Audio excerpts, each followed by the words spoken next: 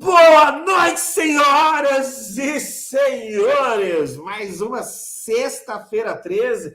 Ah, não, mas hoje é dia 27. É 13, é sexta-feira 13. Toda sexta-feira é 13. Esse aqui é o canal do Partido dos Trabalhadores de Franca. E essa é sexta-feira 13, o podcast dedicado a discutir os assuntos mais importantes da semana.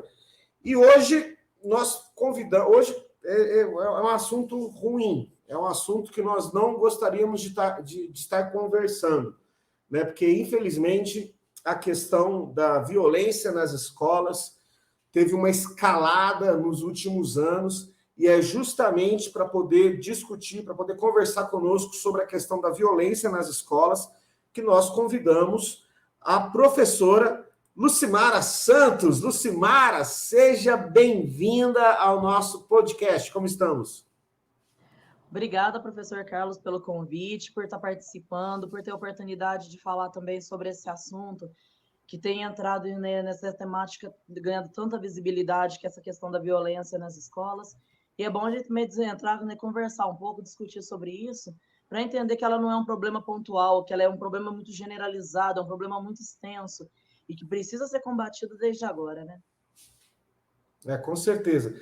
Esse problema é um problema muito triste, é um problema que o Brasil não tinha nessa escala, né? Então, a gente sempre, quando fala de violência nas escolas, nós estamos muito... A gente sabe que existe violência, porque a escola ela faz parte da sociedade, a nossa sociedade é uma sociedade que em muitos aspectos ela é violenta, então essa violência acaba eclodindo lá.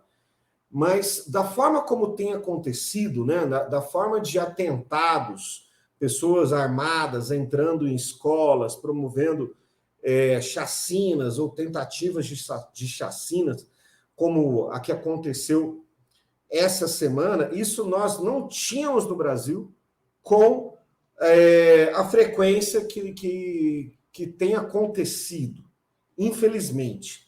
Então, por isso que nós te chamamos aqui, você é professora da rede pública, você tem vivido o cotidiano das escolas, e primeiro eu gostaria de conversar um pouco sobre essa questão da violência em geral, né, a violência nas escolas de uma forma geral, para, em sequência, nós conversarmos desse ponto específico, dessa escalada mais recente que tem acontecido. Professor, posso compartilhar uma experiência que eu vi na rede social esses dias? Por favor. Pode parecer que é um fato desconexo, mas assim, eu vi um pessoal compartilhando uma vez uma publicação que dizia o seguinte: porque hoje a gente vive na sociedade que é uma geração mimimi, que é uma geração que às vezes fala muito, eu gosto de chamar de uma geração fresca, usar um termo, né, muito pejorativo. E dentro da publicação vinha escrito assim: no meu tempo que eu estudava, tinha o preto, tinha o orelhudo, tinha o baixinho, tinha o magrelo, todo mundo conversava, ou se tivesse que se acertar, era só dentro de aula. Então, ou seja, eu sei que essa publicação falava de uma forma como se quem tentasse lutar contra isso hoje estivesse lutando por algo que parecesse superficial. Só que engraçado que eu falo o seguinte: ok, há muito tempo, né, pelo menos minha geração teve isso. É o baixinho, é o orelhudo, a magrela, chamava dessa forma. Só que ninguém perguntou quem recebia esses apelidos, como é que se sentia. Uhum. Então, eu vejo muito associado a isso hoje. Porque não aceitou um xingamento, nossa, acho que é justo invadir uma escola. Cara, não é só a violência física, é a violência verbal. É tudo que vem acontecendo por trás e que muitas vezes não tem respaldo. A pessoa quer denunciar esse tipo de violência, acha que é o famoso mimimi, que a pessoa está falando isso como se não tivesse necessidade. Você está, sei lá, tratando de uma forma, como eu posso dizer? Como se estivesse fazendo um drama em cima de uma situação. E muito pelo contrário, a pessoa não está fazendo o drama. Muitas vezes ela já vem passando por aquilo determinado tempo, e quando ela reage dessa forma, porque a violência, hoje a pessoa não sabe lidar, só que quem passou por esses xingamentos muitas vezes não teve apoio. Então, como a gente via no caso, por exemplo, logicamente, a gente não fala que a violência deva justificar algo, mas como foi a questão desse último atentado? A gente chegava a ver não só violência verbal, como a chegar ao ponto da violência física acontecer contra o menino dentro da escola. Que ele estava certo em entrar com uma arma, jamais. Ele entrar e fazer, ou seja, ter o desfecho do jeito que teve, jamais, não deveria ter acontecido. A segurança dentro das escolas, como muitas pessoas têm pedido ultimamente o detector de metal, precisava se ter com certeza na entrada das escolas, precisava sim. Só que a questão é essa, não é só a questão de colocar um detector, não é só, tá, ok, ajuda bastante. Mas a questão é, passou a porta dentro, as formas de violência não precisa ser como a arma, pode ser a violência física e a violência de várias formas. Então, começar a ter alguns projetos um pouco mais elaborados para entender e saber como punir também. Eu falei, quando chegar, ou seja, a punição é a advertência, é os pais mais presentes na escola, é a comunidade mais presente na escola, para não achar que isso deva se naturalizar. Perfeito. Eu achei muito pertinente isso que você trouxe, e se me permite falar a respeito disso, porque nós aprendemos, né, que na nossa escola de educadores é a mesma, né? Nós nos influenciamos pelos mesmos pensadores. Então, a frase que eu vou dizer aqui não é novidade para você e nem para os outros educadores que estão nos ouvindo aqui. Brincadeira só é brincadeira quando os dois se divertem, quando todos se divertem. Quando só um está se divertindo, às custas do outro ou de outros, isso não é brincadeira, isso é algum tipo de ofensa, isso é algum tipo de diminuir o próximo. E esse tipo de, entre aspas, brincadeira que diminui o próximo tem consequências das mais variadas. Nos anos 80, quando a maior parte dos adultos, né, de hoje, ou nasceram um pouco antes, ou o pessoal que tem mais de 40 hoje, que viveu aí os anos 80, acaba percebendo uma diferença na forma de lidar, da sociedade lidar com vários assuntos. Então, os filmes que eram produzidos na década de 80, hoje são filmes que são considerados inapropriados. São muitos dos filmes que passavam na tela quente, no horário nobre da Rede Globo, hoje são filmes e que a família inteira assistia, hoje são filmes considerados inapropriados. Muitas músicas que se ouvia naquela época, hoje são consideradas inapropriadas. Os programas televisivos, os programas dominicais, em que as famílias se reuniam em frente à TV, muitas atrações desses programas também não nos servem hoje. Então, eu estou falando do quê? Eu estou falando de formas variadas de racismo, eu estou falando de misoginia, eu estou falando de machismo, estou falando de preconceitos de toda a ordem. Nos anos 80, se fumava dentro da sala de aula. Nos anos 80, se andava sem cinto de segurança, sem capacete. Nos anos 80, os principais eventos nacionais eram patrocinados pelas indústrias do cigarro e da bebida. Enfim, felizmente, os anos 80 ficaram para trás. Nós superamos. A humanidade ela evoluiu, que bom. Só que parece que existe no Brasil um setor que se sente meio órfão dessa, entre aspas, liberdade de se dizer o que vem na cabeça, de se brincar da forma que... E a mero pretexto de chamar de brincadeira poderia atestar a inocência do ato. Não atesta.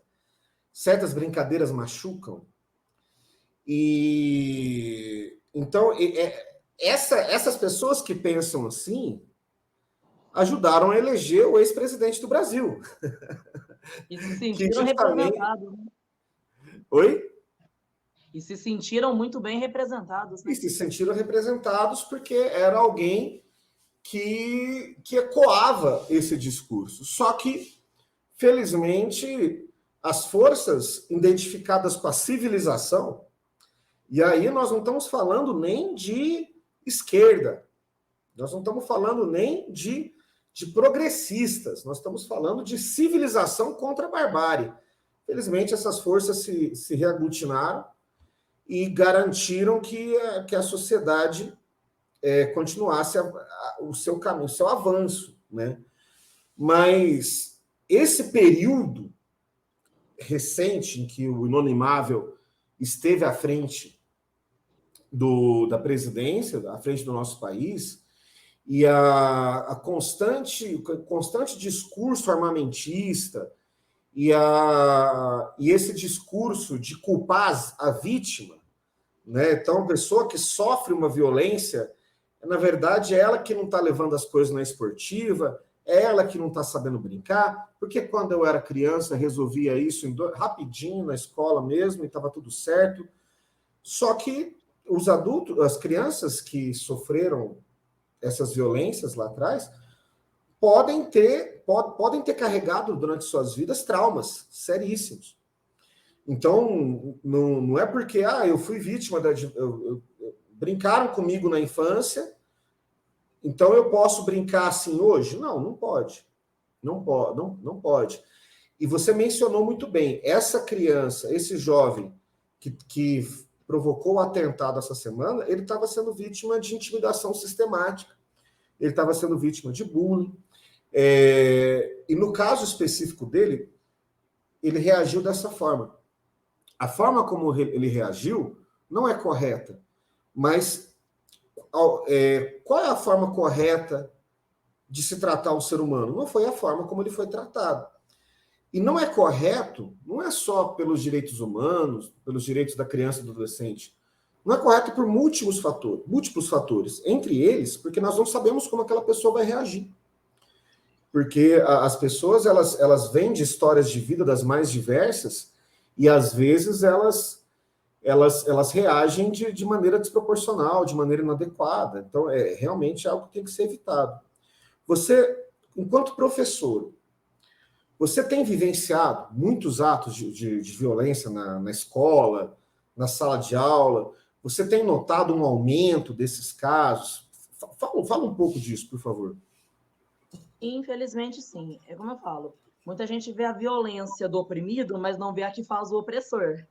Então, quando uma pessoa dessa história, então todo mundo, porque fez, porque matou. Como eu falei, tá certo, entrar armado numa escola? Jamais. Mas eu falo assim, se as medidas antes, pelo menos, assim, fossem já pego ali na raiz, o conserto já tivesse ali, talvez não chegaria a tal ponto. Então, eu falo, ter uma medida, uma ação um pouco mais definitiva, as escolas, agora que foram pensar em colocar psicólogos dentro das escolas, principalmente das escolas públicas. Uhum. Já era algo que já era para estar existindo isso há anos. Para estar conversando, para conscientizar. Aluno com muito problema emocional, problema familiar que leva para dentro da escola. Então, isso na hora que gera uma fagulhinha de violência, é aquela fagulha que precisa para causar o estrago todo. E dentro da escola, eu também levo muito da minha experiência pessoal também. Porque quando eu estudava, eu passei também pelo racismo, pela agressão não só verbal quanto física. Então, eu entro na escola, eu não falo que eu fico avessa essa ideia, vou chegar lá na escola, uma realidade diferente. Não, porque eu me tornei professora, mas uma coisa, sendo bem honesta, tinha dia que eu achava que o último lugar que eu pisaria na vida era dentro de uma escola. Porque quando você fala em violência, principalmente para a gente enquanto população negra, a escola é o lugar onde você mais passa racismo, onde mais você escuta as piadas, onde você sente muito essa questão dessa diferenciação. Então, assim, a sorte é que eu tinha uma boa estrutura, não só psicológica, como também familiar, que me fez resistir durante muito tempo. Mas a questão é que muitas vezes eu sou uma exceção dentro dessa história. Tem gente que não tem a mesma sorte que a minha. E mesmo a ideia dessa ideia de sorte, eu ainda passei por essas mesmas violências dentro da escola. Então, quando eu entro hoje dentro da escola, eu faço vários projetos de coisas que eu também não sabia sobre a minha história. Então, desde o Abaiomi ao projeto Turbante, a essa conscientização. Aprendi muito também com um livro de uma autora chamada Djamila Ribeiro, que tem um manual antirracista, que fala das frases, do como a gente se dirigir ao outro sem ser de forma ofensiva, sabendo como falar, que tem coisa que a gente falava, deu um serviço errado, é serviço de preto, opa, tem racismo aí, peraí, porque é uma coisa errada, porque é uma coisa ruim, é serviço de preto, não é por aí. Então, pelo menos a parte da violência com a questão do racismo, eu trabalho isso até hoje dentro das minhas aulas. E a questão do racismo, pautas de LGBTQIA+, porque, ou seja, tem uma galera que pensa hoje, fala, escola não é lugar de ideologia de gênero. Gente, escola é um lugar misto, é um lugar público. A gente tem ali o preto, o branco, o índio, o asiático, tem um misto ali dentro de pessoas que cada uma está buscando essa representatividade. E muitas vezes elas estão passando por violência dentro da escola, e quando a gente leva um projeto, a gente abre a oportunidade para que elas possam se expressar, você começa a ouvir ali relato, igual, pelo menos nessa minha condição de professor, eu ouvi muito relato de aluno que estava passando por cada tipo de situação dentro da escola, ou passando junto no ambiente dentro ou fora, e compartilhava aquilo dentro da escola, era violência lá dentro por não aceitar a questão do gênero, a questão da cor, se era muito alto, se era muito baixo, se era magro, se era gordo, a questão do bullying, muito frequente. Só que qual que é o bom, pelo menos, do período atual? A minha geração, ela é anos 90. A gente não discutia isso dentro da escola. Eu mesmo falei, apanhava, ficava ali, né, excluída ali dentro daquele grupo, assim permanecia. Hoje, principalmente como a informação tá ali, tá muito fácil, tá muito rápido, tá muito à mão, então hoje tem coisa que às vezes os pais pensam assim, meu filho é muito novinho, ele não vai saber discutir. Tem dia que a gente não tomar cuidado e não se atualizar, eles chegam com os alunos com mais informação do que a gente. Sabe? Então eles chegam preparados para conversar coisas que a gente não falava, que era o racismo, que era o bullying, que era o assédio, as várias e várias formas de violência. O que eu muitas vezes, igual eu falei, eu não entendia que isso era uma violência, eu precisei voltar para dentro da sala de aula enquanto professora para conversar com eles, para voltar a estudar para entender que era. Sabe? Então ficar essa ideia desse mundo à parte. A gente não vai discutir sobre isso, essas violências acontecendo. Antes dessa, teve aquele processo que desencadeou em série de alunos, de estudantes entrando armados dentro da escola, seja faca, seja arma, que desencadeou. Aluno que não viu mais a escola como lugar de segurança, dele entrar, dele conversar, dele aprender. A escola começou a ser um lugar que dava medo. Então, isso preocupou não só na visão dos alunos, só que ninguém esqueceu, de uma boa parte da sociedade, esqueceu de perguntar como é que estava o professor. Que para o aluno ainda perguntar, nós vamos, né, tentar trazer serviço, como trouxeram agora de psicólogos, de atendimento. Só que o professor ali dentro das escolas, principalmente escola pública, estavam se acabando ali. O medo era muito grande. Então, a insegurança muito grande. O medo daquilo virar uma onda. Escolas que apareciam com portas pichadas, vai ter invasão, um dia tal. Aluno sumia da escola, mas o professor estava lá dentro. Sabe? Então, essa questão de parar e pensar a violência, hoje está muito em pauta essa questão do aluno. Só que eu também sinto muito essa falta de a sociedade também olhar com mais carinho para o professor, porque essa questão da violência está tomando uma proporção muito grande. Logicamente, a gente não generaliza, porque assim como o senhor disse também, professor, também você está na área da educação, também você sabe que os alunos hoje mudaram a discussão, eles participam, eles perguntam, eles questionam, eles falam desse assunto de violência, de política, de tudo dentro da sala, porque veio esse ambiente propício para isso. Mas, às vezes, enquanto professor, a gente está tão preocupado com as coisas que estão acontecendo, ou as burocracias de fora, que essa violência, a gente está bem no centro dela, e muitas vezes a gente não tem a mesma atenção. Então, a gente toma cuidado com isso, e, infelizmente, dentro da escola, a gente ainda vê, assim, caso de racismo, caso de bullying, medidas que deveriam chegar na hora, os pais serem chamados na escola, uma decisão mais imediata. Tem gente que ainda tenta, tem escolas que ainda ficam nesse processo de remediar. Só pede desculpa pro coleguinha que tá bom. Só isso aí vai passar, isso é uma brincadeirinha, fez uma brincadeirinha, depois a gente resolve. Então, o negócio fica sendo empurrado, que enquanto eu falei, não tiver uma união, professor, aluno, gestão, sociedade, todo mundo em prol dessa causa. Olha, isso não é brincadeira. Aconteceu, chamar os pais, uma conscientização, advertência escrita, advertência verbal, tiver uma decisão um pouco mais firme, enquanto isso não acontecer, infelizmente, esses casos não tendem a parar agora. Uhum. Infelizmente, a tendência da nossa sociedade é culpar a vítima. E quem são as vítimas desse processo? São os professores e os alunos. São as vítimas. Então, você tocou num ponto que eu acho muito importante, que é a questão dos psicólogos na escola. Eu quero te perguntar a respeito disso, que pé que tá. Mas eu não posso deixar de comentar o quanto que eu tenho percebido gestores. Claro que existem exceções, e essas exceções honrosas, elas precisam ser mencionadas, mas, infelizmente, elas são exceções, elas não são a regra. Eu estou falando de maus gestores. Infelizmente, na maior parte das escolas que eu tenho lecionado, que eu tenho visitado, que eu tenho conhecido, tenho encontrado gestores despreparados para lidar com essas questões. E o que eu digo de despreparado? Tanto casos como o que você mencionou, né, de, não, vem cá, pede desculpa para o coleguinha, é isso mesmo, ele não quis dizer isso, que são gestores que vão tentar relativizar os casos e que são incapazes de discernir um caso mais grave de algum caso mais ameno, né? Então a pessoa muitas vezes não tem esse discernimento. Mas, infelizmente, eu tenho visto também gestores que têm aumentado a violência na escola. O que eu digo de aumentado a violência? Muitas vezes a violência ela é o sinal visível de um descompasso que existe ali naquele ambiente. Então, é um ambiente múltiplo que vem com famílias de formações distintas, de classes sociais distintas, é um ambiente heterogêneo.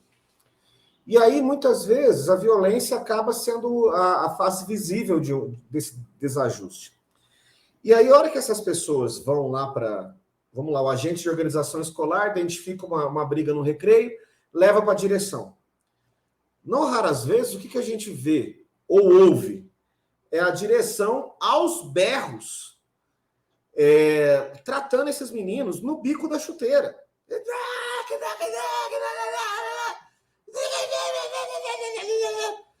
Então, às vezes, o que acontece? Às vezes, aquele caso de violência, ele é maximizado ali. Então, você tem lá um episódio de violência, e aí a gestão, que não sabe lidar com aquele episódio, vai potencializar aquela violência. Então, o jovem que supostamente foi vítima da agressão, ele vai ser ainda mais vítima, a violência que ele está sofrendo vai ser potencializada, o agressor vai ficar ainda mais revoltado, vai ficar com ainda mais vontade de praticar violência, porque violência gera violência. Então, por isso que a questão dos psicólogos na escola é algo urgente, porque nós estamos precisando trocar as rodas do carro com o carro andando. Então, como é que nós vamos fazer isso? A gente pode investir, o governo, o Estado, pode investir em formação continuada para os professores, para os gestores? Sim, mas até isso demanda um tempo. Até lá, eu imagino que a questão dos psicólogos já é uma solução que pode ser implementada de imediato. Que pé que está isso? O que o governo do Estado de São Paulo tem falado? Como é que anda essa situação? Então, até recentemente na escola onde eu trabalho, conseguiram agora uma psicóloga, conseguiram para fazer o trabalho junto dos alunos, com a autorização dos pais, né? Porque os alunos não podem, né, essa questão de estar indo sozinho, precisa de uma declaração para poder ter o auxílio dela dentro da escola. E assim, é aquele processo entrando, se pede mais segurança. Tem pais que tentaram procurar as diretorias de ensino pedindo essa questão, como eu falei, do detector de metal. o acesso à revista, como eu falei, é uma coisa que a gente acha muito invasivo, então ter o detector de metal já seria a melhor solução. Mas é uma coisa que, assim, precisava ter sido mais discutido, precisava ter tido mais medidas, precisa, é um caráter de urgência para ter. E assim, desde quando aconteceu aquele ataque numa escola também em São Paulo, que aquele adolescente matou aquela professora dentro da sala de aula, desde aquele período se esperava muita coisa. Uma participação maior, uma presença maior, por exemplo, da ronda escolar nas escolas, né, tanto na saída dos alunos quanto na entrada. Imaginava-se uma estrutura diferente, se discutiu muita coisa. Só que quando teve o período que deu uma certa calmaria, o negócio morreu ali. Então, só agora que voltou essa nova questão dos ataques, que o pessoal voltou a discutir de novo. A questão da segurança, os psicólogos, como eu falei, era algo para já ter tido acontecido há muito tempo. Foi chegar agora no final do ano. Mas a gente também para e pensa, antes tarde do que nunca. Mas foi uma coisa que foi só, decidido. esse psicólogo da sua escola, desculpa, esse psicólogo da sua escola é um só para sua escola ou ele é itinerante e atende várias escolas? Um só para a escola. Ótimo. Até onde eu entendi o projeto, um só para a escola. Só que ainda assim, se for ver, é pouco, porque lá não é uma escola PEI, é uma escola regular, com 3 períodos funcionando. Então, até para ter uma, precisaria também, se fosse pelo menos de, sei lá, uns 2 a 3 por período, tanto porque é dividido fundamental quanto médio, aí sim uma boa quantidade. Mas, como eu falei, essa questão da segurança, os pais discutem muito isso.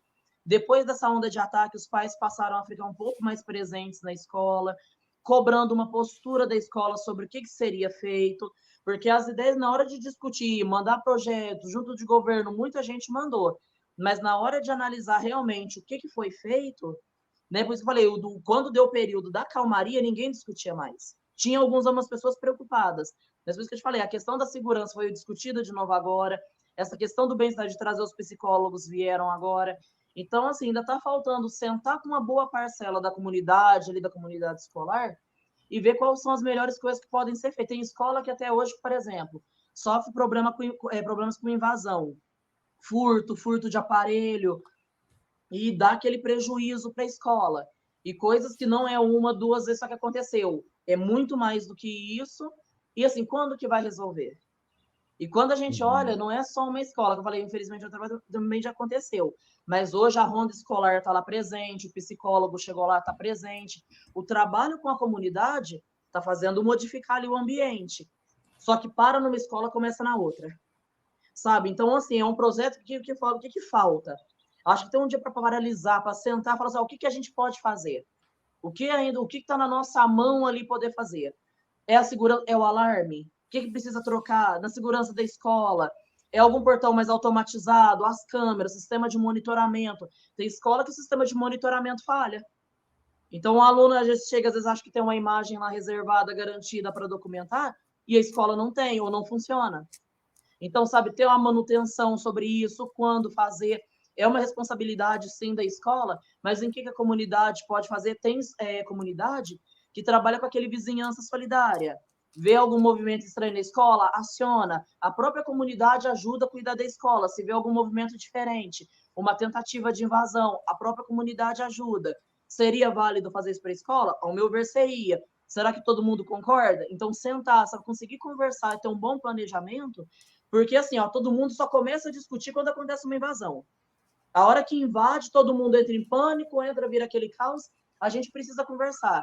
Só que depois de um período que isso para, ninguém discute mais. Então, assim, é uma coisa que precisa ainda ser muito bem organizada. A gente não tem não respaldo do Estado nem de momento. Eu falei que a sensação de que está todo mundo perdido. Eu falo que é uma falta de comunicação que tem acontecido e muito. E assim, quase de um modo generalizado. Uhum.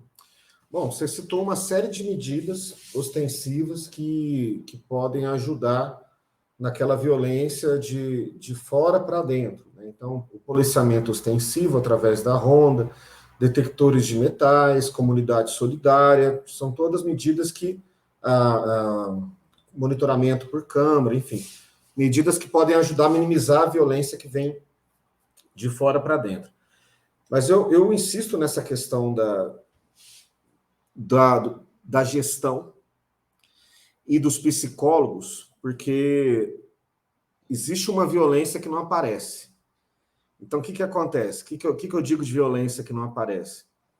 Muitas vezes, esses casos de bullying, essas intimidações sistemáticas, como nós falamos agora no começo, pode gerar uma violência que a pessoa quer explodir e levar o maior número possível de pessoas juntos. Mas tem uma outra reação que, infelizmente, é muito comum também. Ao invés daquele jovem explodir, ele vai implodir. E isso faz com que... Exato. E isso tem levado muitos jovens ao suicídio, infelizmente. Então, inclusive, eu queria te perguntar isso. Queria perguntar se você tem conhecimento, se você tem visto situações como essa, se a escola... Se as escolas que você conhece, não necessariamente a que você leciona, mas se as escolas que você conhece estão preparadas para isso também. E eu falo isso porque, infelizmente, eu já tive mais... Não era meu aluno, mas esse ano a escola que eu lecionava perdeu um aluno por conta disso. Esse ano, 2023. E não foi a primeira vez, infelizmente. Então, como é que você vê essa questão? É desesperador. Porque eu também tive um caso de uma aluna também esse ano que eu gostava muito, e essa questão do suicídio. Então, assim, a gente tem hora que se sente um pouco perdido, porque a gente tenta... Aquela sensação que a gente tenta correr para tudo quanto é lado e não sabe para onde. Sabe? Porque a gente vai falar assim, a falta de estabilidade prejudica muito. Às vezes o aluno está ali, conversa com o professor, vê segurança no professor, se é efetivo, tem estabilidade. Se são as categorias O, não, muitas vezes. Então, o aluno, a gente está ali, começa um projeto, começa a trabalhar, você já mudou, você não consegue dar continuidade naquilo mais. A gente acha que vai ficar só na mão da gestão. Mas muitas vezes você tem, às vezes, a troca dessa gestão também dentro da escola. Começa um projeto, troca, e aí? Aluno, ultimamente, com problema, com exaustão mental, cansaço mental, com depressão. Aluno que muitas vezes vai para a escola, e não é a questão a gente fala assim, da preguiça, aquele aluno que chegou, não quer fazer nada, porque às vezes trabalhou, não é isso. Aquele aluno que não vê o sentido dele estar na escola. Não é aquele que eu falo assim, ó, o aluno sabe, a gente vai para estudar, questão de formar um bom cidadão, futuro. Essa conversa a gente sabe. O que eu te falo? Sabe aquele aluno que senta, ele não sabe o que ele está fazendo ali, porque ele não vê sentido em estar ali, mas ele não vê sentido na vida dele? Sim. E acontecendo muito. Esse pós-pandemia, principalmente, muito aluno que perdeu parente, que perdeu familiar, que eu falei, passou por esse trauma também da pandemia, voltar agora e conseguir pegar o ritmo de novo, tá muito difícil. Aluno que voltou, às vezes, com problema, sequelas também, desde a época da Covid, que voltou, não encontrou muito amparo, nem na saúde, nem na escola, começou a se sentir sozinho, alunos que voltaram debilitados, alunos que já tiveram com outros problemas de saúde, que enfrentaram doenças aí muito graves, e ao invés de ser acolhido dentro da escola, passaram por bullying dentro da escola. Então, assim, é uma coisa que precisa ser reformulado. Por isso que eu falei, essa questão do psicólogo é antes tarde do que nunca, mas precisava ter sido feito antes, sabe? Tem a escola onde eu estou lecionando também, esse tempo, tem mais ou menos uns 2 meses, levou um pessoal da equipe de enfermagem e medicina para conversar, orientar os alunos, falar de lugares onde eles podiam procurar, falando de vários tipos de doença, diabetes, doença sexualmente transmissível, foram levando várias informações, falando, que eu falei, aluno que chegou ali falando de inseguranças que eles tinham, problemas de violência, de abuso sexual, aluno já relatando, ganhou espaço ali dentro do projeto para poder falar, e é algo, como eu falei, que a escola conseguiu proporcionar. Só que é isso que eu falei, até você conseguir conciliar tudo isso, é uma bola assim, de muita coisa ali para conseguir conciliar.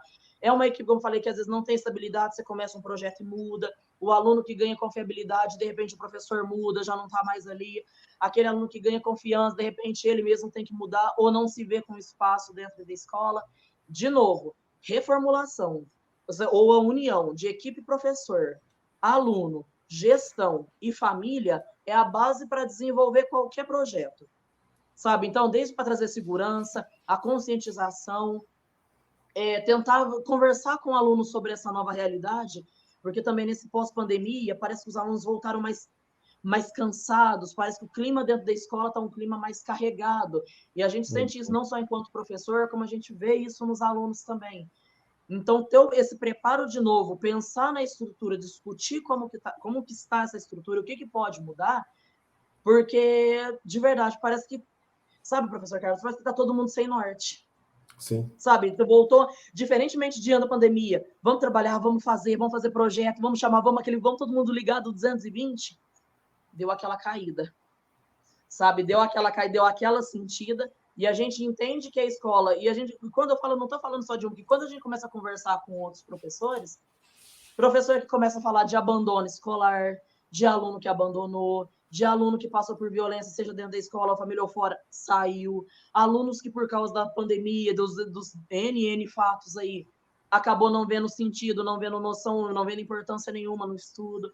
Então, foi acontecendo tanta coisa que, como eu falei, assim, a gente precisa realmente tirar um tempo, ter um tempo para conseguir sentar todos. Sabe, uma reunião de pais, ou um replanejamento, sentar e ver o que vai ser os novos passos para o ano que vem. A única coisa que eu sei, e isso eu vou saber agora como opinião pessoal, que eu gostaria que o ano que vem fosse muito diferente, viesse bem mais transformado, bem modificado do que foi esse ano. Porque o começo ainda foi uma readaptação, aquele processo de acolhimento, de acolher os alunos. Teve muito acolhimento para o aluno, mas não teve acolhimento do professor.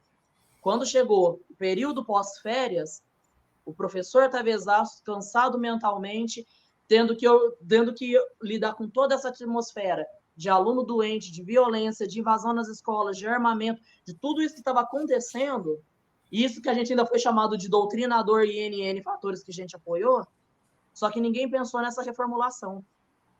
Então é uma coisa assim, que parece que eles estão tentando normalizar o que não é normal. Ah, entrou um aluno agora na escola e matou uma colega. Todo mundo tá meio assim, de novo. Ah, mataram a professora dentro da sala. De novo. Ah, um aluno se matou, se suicidou. Parece que na outra semana a escola tá normal. Tá tudo funcionando normal. Ninguém para discutir. Parece que tá todo mundo tão em choque. Acho que a gente precisa ter um choquezinho de realidade e começar a replanejar as coisas. É segurança? Vamos fazer o quê? De que modo? Aonde? De que forma? Sociedade ajuda como? A gestão ajuda como? Os professores podem fazer o quê? É fazer isso num passo a passo, porque se a gente não fizer e não correr enquanto é tempo, a gente corre onde ter um ano que vem ou repetindo as mesmas coisas ou, infelizmente, piora. Com certeza. Lucimara, o tempo voou. Estamos aqui há quase 40 minutos e foi muito enriquecedor te ouvir. Uma das coisas que eu queria te perguntar, você respondeu sem que eu perguntasse. Eu queria saber de você o que você acredita que pode fazer a diferença para poder, na prática, combater essa onda de violência. E foi as primeiras coisas que você disse. Você falou, eu faço muito projeto, eu me envolvo com os alunos, eu tenho trabalhado a questão da identidade, tenho trabalhado a questão das nossas origens, tenho trabalhado os turbantes com os meninos, e eu achei o máximo. Então, eu queria que você falasse um pouco, antes da gente encerrar, eu queria que você falasse um pouco mais desses projetos que você já realiza na escola. Eu também sou formada em escola pública. Estudei escola pública a vida inteira, formei escola pública. E eu fui de uma geração que, assim, aula sobre a história negra, escravidão. O que você entende sobre cultura negra? Escravidão. Se você tiver falar que alguma coisa sobre a história negra, escravidão. Era uma coisa muito maquinizada. Então, depois que eu saí, eu fui conhecendo alguns outros professores, até tudo alguns como a professora Adriana, a professora Gláucia, que hoje trabalha comigo, a professora Joana Félix, e fui conhecendo o trabalho delas. Então, eu comecei a ter a noção, peraí, meu lugar, eu via elas enquanto aluna. Falei, de repente, quando eu olhei para ela, falei, peraí, eu acho que eu posso ter um lugarzinho enquanto professora. Então, eu acho que eu tenho a influência de um pouco de cada para conseguir ter minha formação. E aí eu fui conhecendo alguns grupos. Até hoje tem mulheres que participam do Mulheres do Brasil. Hoje eu faço parte do Condecon, que é o Movimento Negro de Franca, onde participam muitos professores também, uma galera assim, de áreas diferenciadas, desde professor, a galera do hip hop, é um grupo bem surtido. E eu participei e tive a oportunidade também de fazer o curso da Lei 10.639, que fala sobre o ensino brasileiro, africano, afro-brasileiro, dentro das escolas públicas. E ali eu fui começando a descobrir algumas coisas que antigamente eu escutava muito assim. Ah, se você não leu o livro de autora tal, por exemplo, sei lá, de uma Djamila Ribeiro, como é que pode ser negra e não leu isso? Ué, mas peraí, se eu não leu, eu descolori. Né? Então, assim, eu tinha que levar a brincadeira, porque senão não dava. Aí eu falei, mas peraí, vamos ver da questão cultural. Eu falei, o que eu sei? Mas peraí, só que o meu conhecimento não vale? Comecei a juntar nesse grupo, fazer parte desses movimentos.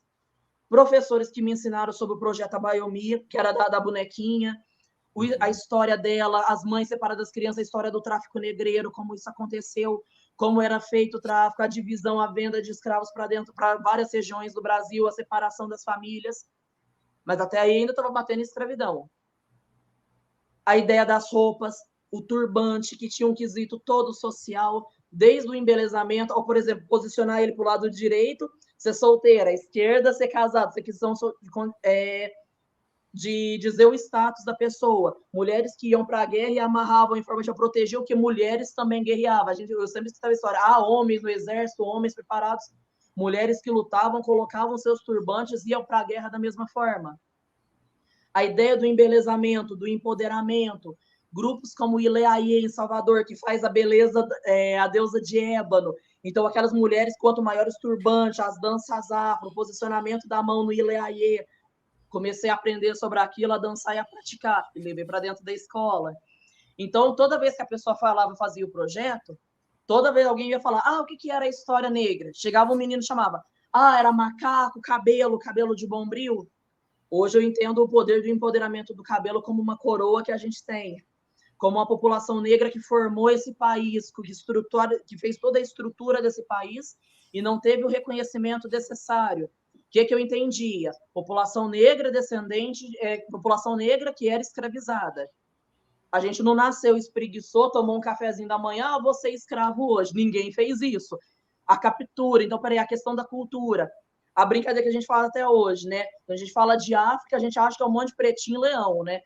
Níger, Luanda, Ruanda, África, levar o mapa para dentro de sala, levar a cultura de cada uma dessas regiões. O tecido, eu tenho alguns tecidos africanos em casa, que parte, por exemplo, tem tecido que é da região de Moçambique, que é de Angola, então eu tenho um mapa da África, aprendi com eles o mapa da África através do tecido, que o tecido marca cada uma das regiões, o empoderamento da beleza de usar aquele tecido e ser uma identidade. Coisas que eu fui aprendendo depois da escola. Por quê? Me chamavam de macaco, eu não sabia o que responder. Me xingavam pela cor, eu não sabia o que responder. Alguém falava da minha história, escravizado, é preto, falava 1001 absurdos. Eu não sabia por quê. Eu só tinha essa noção de história. Então, eu precisei também sair e encontrar outros professores que me ensinassem para que hoje eu chegasse dentro da escola e não deixasse o aluno igual eu tive. O que é história negra? Escravidão. É cultura, é dança, é comida, é o Ileaie, é a dança que vem, igual eu falei tanto, ao Semba, é as culturas, a linguagem, o Angola, Moçambique, Cabo Verde, a cultura de Portugal, desculpa, que foi influenciado, colonizado por Portugal, a dança do Zouk, a dança da Kizomba. Então, hoje minha aula mudou. Só que não mudou só a aula, me mudou também enquanto pessoa e na questão da identidade. Então, hoje, quando eu vou trabalhar isso na escola, aqueles alunos que e pior que assim, eu começo a conversar sobre essa questão da identidade, e as pessoas não começam a falar para mim, os meus alunos, por exemplo, só da questão da identidade enquanto negra. Agora eu me reconheço. Eu me valorizo. Professor, você passou por essa questão da identidade do racismo? Mas hoje eu estou passando por causa da LGBTQIA+, da homofobia. Está passando mesmo se identificando assim, eu não consigo ter meu espaço. Peraí, de que forma nossas histórias podem se bater? De que modo que a minha experiência pode bater com a do meu aluno? Não é aquela ideia que eu tenha, que a gente tinha, né, da escola formal, né? O professor está aqui, aluno está aqui e se mantém. Eu sei que eu sou a professora, só que eu toco experiência com ele e eles comigo e a gente muda de ficar a aula. Então, ao invés de virar aquele processo de decorar a aula, todo mundo discute a aula, todo mundo participa, aprende uma nova cultura, começa a falar da experiência e ao invés de virar só aquele processo de escravidão, peraí, que cultura que eu estou usufruindo que muitas vezes eles não sabem que vem da África e está aqui para a gente. Então, a gente faz um processo diferenciado e hoje isso é muito gratificante porque os alunos aprendem. Só que eu também aprendo com eles. Não é porque eu estou com o diploma ali bonitinho que está tudo em dia, está tudo certo. É uma troca de experiência. E cada dia eu vou aprendendo mais, seja nos grupos, sejam com os alunos, nas trocas de projeto, nas visitas que eles fazem às escolas. A última eu tive o privilégio, a honra, a gratidão de receber o professor Carlos Assunção na escola, foi me visitar, levou o sarau protesto, saí de lá que eu, ao invés de protestar, eu estava chorando, né? Eu estava derretendo lá agora que eu vi ele lá. Porque a gente entende, igual eu falei, a importância dele, o sarau protesto, aquele grito dele de eu não vou parar de lutar. Então, aquilo para a gente também aprende. Então, a gente, enquanto professor recebendo professores, como eu falei, é um projeto que a gente está ali para falar de violência, que a gente fala de violência, a gente fala de representatividade, e a expectativa é mais do que o aluno abrir um caderno, para que ele possa abrir a mente. Então, aí vem o sentido da aula. Então, está sendo um projeto, está sendo uma experiência que, mesmo a gente ouvindo tanta notícia ruim na mídia, tanta coisa pesada, mas pelo menos essa mudança a gente está conseguindo fazer. Que bom. Parabéns. É encantador te ouvir as suas histórias, ouvir o seu exemplo e que ele sirva para poder inspirar, assim como você foi inspirada por outros professores, que você também inspire outros tantos para que a gente possa melhorar o ambiente escolar, para que seja um ambiente em que o aluno se reconheça e possa aprender e ensinar, como você disse, que essa é a base do pensamento do Paulo Freire. Não existe docência sem discência. É impossível ensinar sem aprender, é impossível aprender sem ensinar.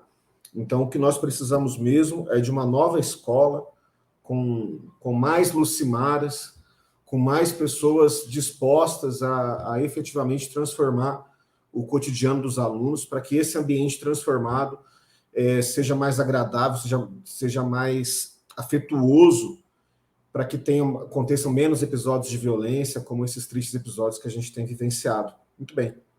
Lucimara, obrigado. Espero ter a oportunidade de contar com a sua presença novamente em breve, porque, como eu te disse mais cedo, a gente quer discutir a revogação do novo ensino médio, a gente quer discutir o fim dos itinerários formativos, mas aí já é já é assunto para uma próxima conversa, e logo a gente está junto de novo. Tá joia? Obrigado. Eu só te agradecer, porque a gente fica também, igual eu falei assim, né, tem hora que a gente usa esse momento até por um desabafo. Então, obrigada, viu, professor Carlos, por ter dado esse espaço. Há tantos professores que a gente fala também para uma galera que, eu falei, que luta igual a gente, né, dentro da sala de aula, está ali na batalha todos os dias. E quem dera fosse assim, um professor abrindo espaço para outros professores, para a gente bater papo, para a gente falar educação. Né? Eu acho que se o governo também fizesse isso, a gente ia ter uma educação com certeza de qualidade. Então, obrigado não só pelo convite, como pela oportunidade, por estar sendo esse professor que abre espaço e abre chance para todo mundo poder falar, poder participar e que tenham mais Carlos Amorins por aí para dar essa oportunidade para a gente. Obrigada por tudo, viu? Gratidão, que eu estou muito feliz com esse convite.